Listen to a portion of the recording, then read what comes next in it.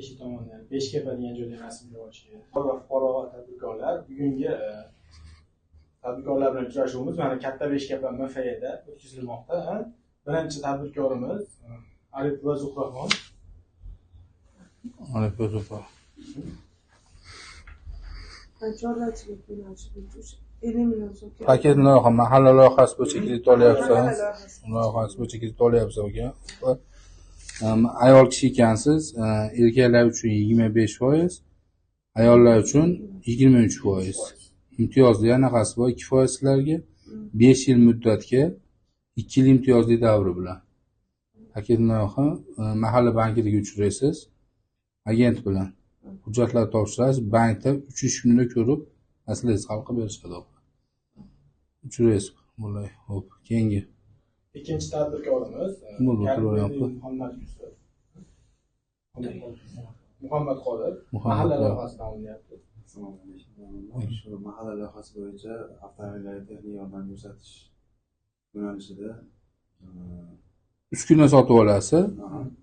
Uskuna sotib olish uchun bor. Hozir aytdim 5 yillik 2 yil imtiyozli davr bilan 25% stavkada mahalla yordamchisi bilan hokim mahalla agentiga uchraysiz. Hujjatlaringizni qabul qilib 3 kunda ko'rib chiqib berishadi, ijobiy hal qilib berishadi. Ishlaringizga rivoj, faoliyatni kengaytirish kerak, yangi ish o'rni yaratasiz. Keyingi ishtirokchimiz Nizoliyev Izzatullo. Bu ham mahalla loyihasidan olinyapti. Nima yo'nalishda Izzatullo aka? Chorvachilik yo'nalishida 50 million so'm kredit. Chorvachilik yo'nalishini kengaytirasiz.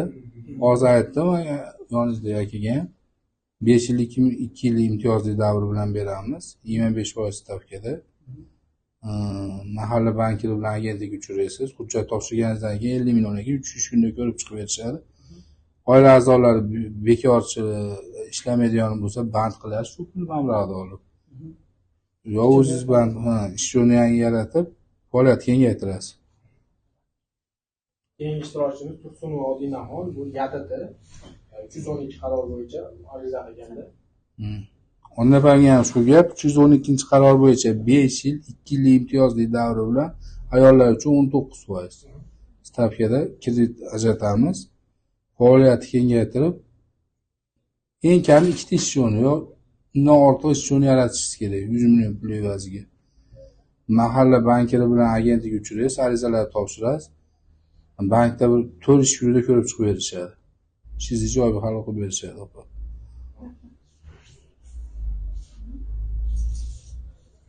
Shu va bugungi murojaatlar. Qolgan murojaatlarni ham hammasini hozir kelsa uchrashuv qatnashchilari yozib olamiz. Ijobiy hal qilamiz hammalarni. Rahmat hammalarga.